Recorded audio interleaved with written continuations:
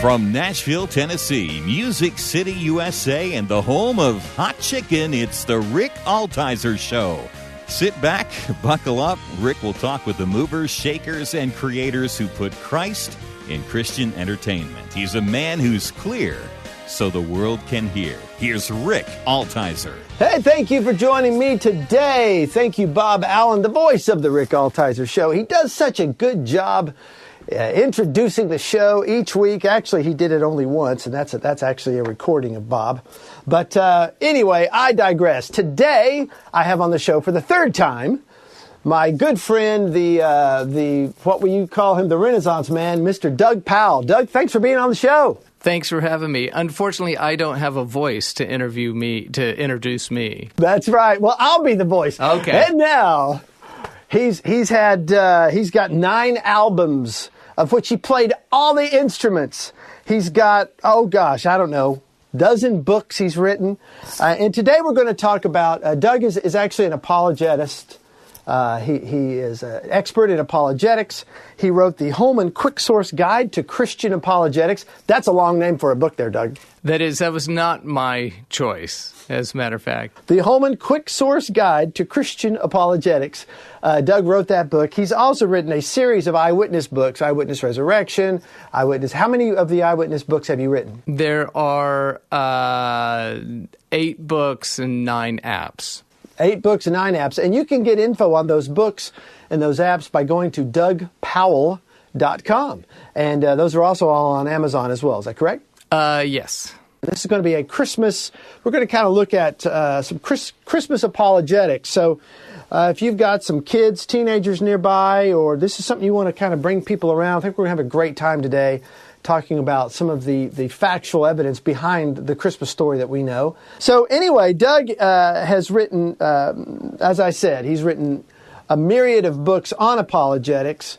He has a degree from Biola in apologetics. And so we're going to talk about the Christmas story. We're going to talk about the validity of the Christmas story. We hear, watching Discovery Channel, watching these shows where they'll say, well, this didn't really happen this way. This is all a myth, a made-up story. So we want to talk about that. Is the Christmas story a made-up story? So I want to start off with Matthew, in the book of Matthew.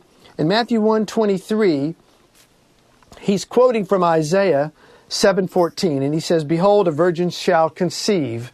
And I've heard many people say, "Oh, well, that is a misquote from Isaiah." Actually, what Isaiah really said was a young woman. It didn't really say she was a virgin.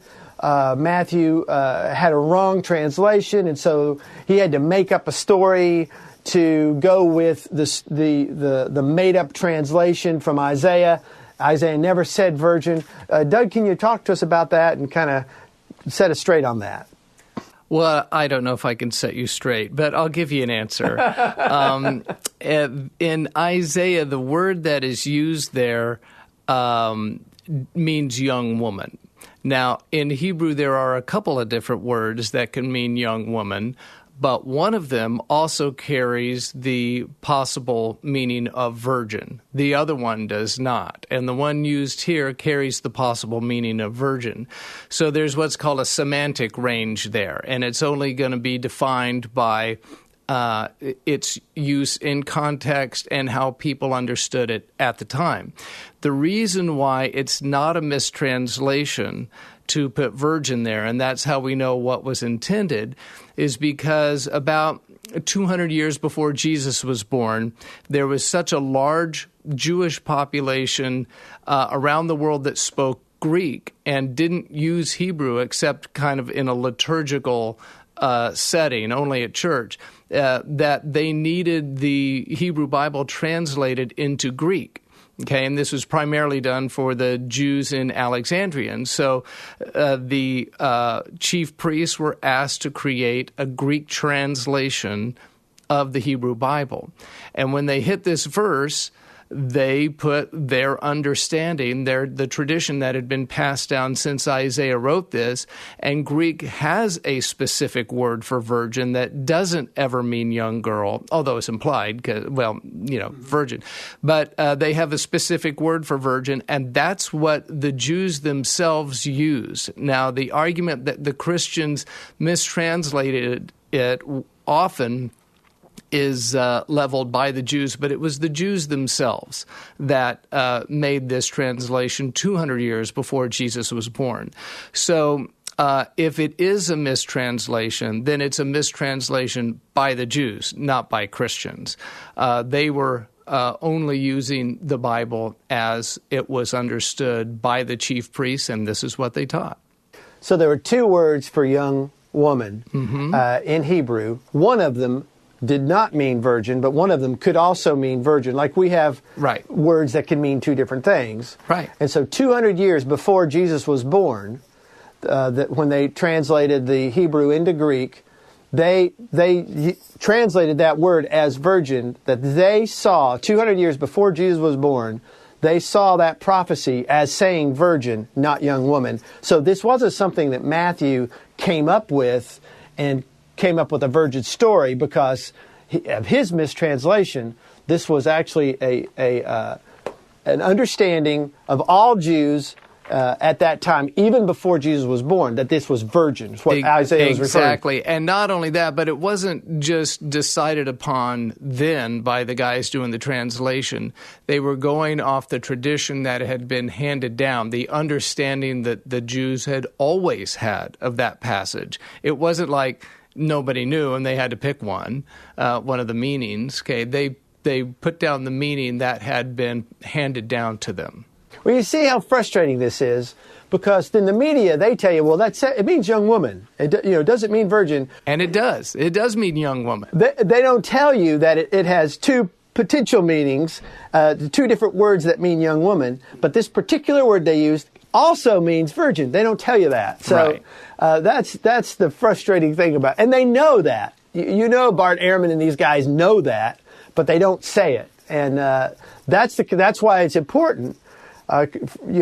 Parents, you've got your teenage kids are going to school, and the school teachers are telling them, or a college teacher, well, that Bible is mistranslated, and it never meant virgin. And they're hearing this, and they don't know that. That's why it's important that they understand, get in studying apologetics, get these books, start doing some research, and that you help your kids to understand, well, you know what, you're not really being given the full story. So thanks for clearing that up. Well, hopefully it cleared it up. In case you didn't realize it, you're listening to a really nice guy. The Rick Altizer Show on Bot Radio, 89.1 FM, 1160 AM, Nashville. Well, let's talk about what that first Christmas was really like. Okay. Well, it's kind of a broad question, but the quick answer to that is that it did not resemble our nativity scene almost at all. Almost everything about the nativity scene is completely false. Which I'm not saying go bash your nativity scenes or anything, but they get almost everything wrong about it. So start, for example, if Rick, there was some law passed that said you had to go back to your hometown. Which you grew up in Houston, right? So if you had to go back to Houston, where would you go? If you were required to go back to Houston and check in at in the town where you were born, where are you going to go? You're probably going to stay with your relatives. There's a good chance you've got relatives there because that's where you're from. So when Joseph is required to go back to Bethlehem, it's not like he's going to roll into town and not know anybody. And it's not like he's going to have no place to go. And added to this is the fact that Bethlehem would not have had a lodging house. There would have not been an inn as we understand that word. The word inn, I-N-N, as like a hotel or, a lodging place for travelers, didn't exist in Bethlehem, most likely, for a couple of reasons. One, Bethlehem was too small to justify it. Nobody could ever make a living running a lodging house in Bethlehem, because it wasn't on a major trade route, and it was only about 6 miles from Jerusalem. So it's like a half day's walk or less away from Jerusalem. So anybody who needed a place to stay would just go to Jerusalem. Okay, they would have been leaving Jerusalem and wouldn't need to stop already at Bethlehem. So there probably was not a hotel. So it's not like Joseph rolls into town and there's no room in the hotel because they're all booked up because everybody had to come back from the census. Okay, so just if you take in the English sense of the word, it would not have been as we envisioned it, because there wouldn't have been an inn in the first place. But that's not what the word inn means. You see, when Joseph rolled into town with Mary, he probably went to his house where his relatives lived, because that's where he's from. That's why he has to go back there. He's got relatives there. Now, at that time, in that part of the world, it was most houses for that class of people, which was most people, generally had 3 rooms. They had one big main room where everybody slept and everybody ate, and that's where they cooked, and everybody hung out in there. And they had a room where they kept domestic animals. So they had like goats to milk and stuff like that, okay? And they kept a 3rd room. This was often on the roof, and it was a guest room, and it was just kept ready for anybody, but they didn't use it. They just kept it for people who would show up and need it, okay? And that word gets translated in our English Bibles as inn, and I actually don't know the reason why. It means guest room. So inn, in Hebrew, in Greek, when you read the word inn, I-N-N, in Luke's story, it means guest room. So it's like there was no room in the guest room is actually what it actually says. There's no room in the guest room. So he shows up, so in the, what more likely happened is Joseph and Mary show up, and because they have a bunch of relatives coming back to Bethlehem, other relatives are already filling the guest room, and there's no room for them in there. So they stay in the only other room in the house, which is the room where they keep the animals. So instead of them being like alone and kind of castaways in his own hometown, and they have to go find some stable somewhere, rather they're in the home full of his relatives in the place where they keep the animals. Now, in that part of the world, it was very common to build your home over a cave. And use the cave as a place for animals. And it was even fairly common to build the entire 3-room thing inside a cave itself.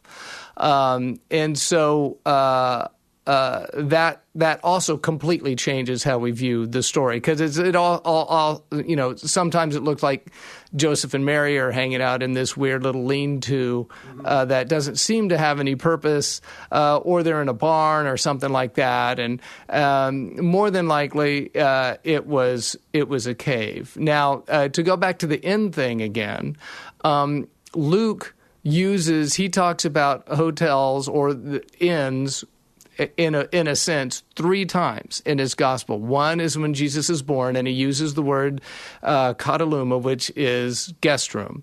Then he records the parable of the Good Samaritan. Mm-hmm. And when the Good Samaritan takes the guy who gets injured to the hotel, he uses an entirely different word that only means lodging place. It can't mean guest room. So he knows the difference. He's writing very specifically.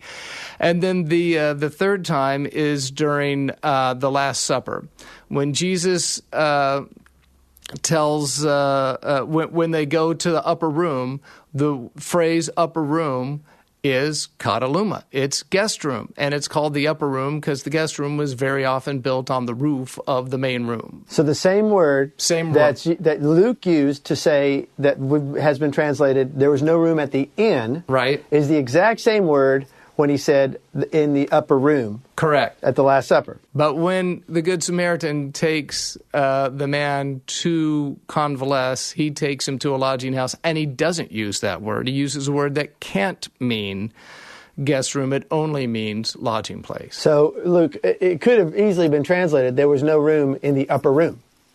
That's right.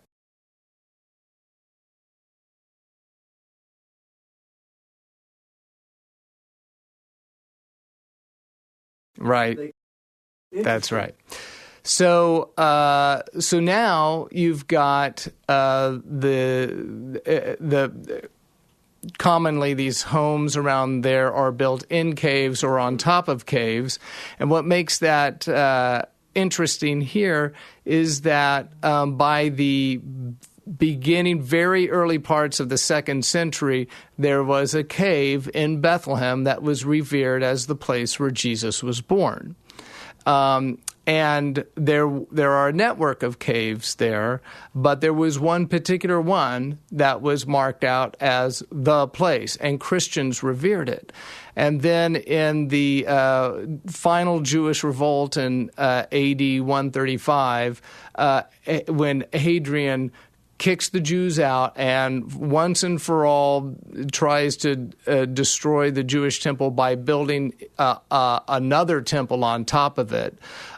He does the same thing. He fills in the tomb that's revered by Christians as where Jesus was buried. He builds a temple on it to one of the Greek Roman gods, and then he builds another one on top of the Holy of Holies, and then he has the cave where Jesus is remembered as being born, filled in, and an aspen grove planted on top of it, and he dedicates it to a Greek god. Okay, so it gets erased, or a Roman god. So it gets erased by this stand of trees, and 200 years later, Constantine's mom, Helena, was doing her tour of the Holy Land and trying to find sites, and she made a bunch of crazy misidentifications, but there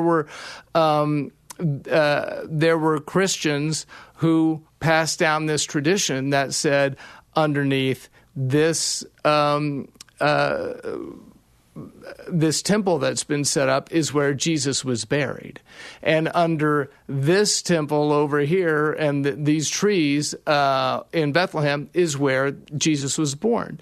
And in both cases, they excavated these places and found places that had been venerated since at least the early 2nd century. Okay, and venerated meaning you could find people would mark it with graffiti, not in a bad way, but in a good way, like pilgrims just saying, I made it, and leaving some kind of mark.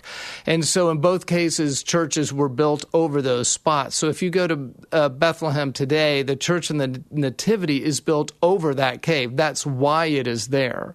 And initially, it was just a chapel built next to it, and they kind of put a little portico over the entrance, and now the whole thing's totally enclosed. Same thing happened to the Holy Sepulchre. So here he's trying to wipe out these spots, and what he's actually done is he's actually giving us markers so that we can preserve it. We know exactly where the spots are. He actually did the opposite of what he wanted to do. That's exactly right. And if they're not the spots, then he preserved the earliest tradition that we have. So there's pretty good reason to believe those are the spots, but, you wouldn't want to die on that hill. There's no better competing spots for either one of them. So I'm talking with Doug Powell, apologist, author, and you're listening to the Rick Altizer Show on Bot Radio, 89.1 FM, 1160 AM in Nashville. And so, Doug, you've given a great, I love what you were talking about what the first Christmas actually looked like. So we've had our version, you see in the Charlie Brown Christmas, and you see the different nativity scenes and the Christmas cards we get with the little, like you said, the little lean-to, and there they are with the little manger, and Jesus and the little baby in the little feed trough, and these cows and animals around all kneeling to Christ. And you've got this other picture of actually probably being in a cave, being in the room, in a house. The relatives were in the other two rooms, and the animals were in that room, and Jesus was actually probably born in there. Talk to me in the last couple minutes left. How does that change what we think of the meaning of Christmas? How does that change? Does that change what Christmas is about? I don't think it changes it at all. What it does is give us even a more refined understanding that Jesus was born in a way that looked completely, absolutely normal. He was a normal-looking baby that did normal-looking baby things. And that just affirms that he was fully human. He didn't come out talking like some of the legends say. He didn't come out walking. He didn't come out doing miracles or anything like that. He was a baby. And so it puts it in the proper context of what babies were at that time. And so it just reminds us of the humanity of Jesus, of his truly, fully human nature. And in fact, it may have even startled Joseph and Mary, if you think about it, because they would have been sitting there thinking, for at least 9 months, terrified about what's going to happen. And is this really the Messiah? What's the Messiah look like? They don't have a fully formed idea of what's going to happen. And so there's all sorts of drama and tension, and they must have looked crazy. They must have been ostracized. And so they show up, and finally the baby comes, and it's totally normal looking. It's completely normal looking. They may have even had a doubt as to what their experience had been for the last 9 months. And right at that moment, the shepherds show up and say the angels have appeared to him. And so every time along the road where you have kind of these, you get to a point where Joseph or Mary may start doubting what's going to happen, God graciously sends some kind of confirmation. And he has to do it precisely because Jesus is so normal looking, because he's completely human. And the importance of Jesus being completely human and completely God is that our sin, in order for our sin to have been, for God to find justice for us, Christ had to be human. Christ was fully human and he was fully God. He paid the penalty for our sin. Because of his humanity, he's able to take for you and for me our sin upon himself on the cross. And in exchange, on the cross, he also gives us, to those who believe in him, all of his righteousness. This is the gospel. This is what Christmas is about. God came into this world to redeem you and me because he loved us and he wanted to have a relationship with us. He sent his own son into the world to be a human, so that he could take on for us the punishment that you and I deserve. This is why we celebrate Christmas. This is the gospel message. And so, Doug, thank you for being on the show. And this is our heart for you this Christmas, that you find salvation in Christ. And as we look at the Christmas cards and as we give presents to each other, God sent Christ to die on the cross as a human, fully human, fully God, so that our sin could be put on him, so that we could be forgiven. And then all of his righteousness has been then credited to us, so that when we stand before God and God says, "Why should I let you into my kingdom?" we could say, because of Christ, because of what Christ has done, his righteousness has been credited to me, and I stand clothed in the righteousness of God. And God says, "Come to those who believe, come into my kingdom, because my son has set you free." And so we just celebrate Christmas, celebrate the gospel. And Doug, thanks for being here with me today. Thanks for not getting so sick of me that you haven't asked me to not come back. This was awesome. Man, this went quick. This was a great one. Merry Christmas. Merry Christmas. The music you are listening to is from my scripture memory record, and I want to give it to you for free. Just go to my website, rickaltizer.com, and click Contact. Altizer is spelled Altizer. Or how about liking my Facebook page, facebook.com/Rick Altizer Show. And I want to thank you for listening. So be sure to check us out again next week as we discuss how we communicate the gospel through media to our culture. Let's be clear so the world can hear. I'll talk to you next week. Thanks for listening. There is therefore now no condemnation to those who are in Christ Jesus. There is therefore now no condemnation to those who are in Christ Jesus. Romans 8:1. For God did not send his sons into the world to condemn the world, but that the world through him might be saved. John 3:16.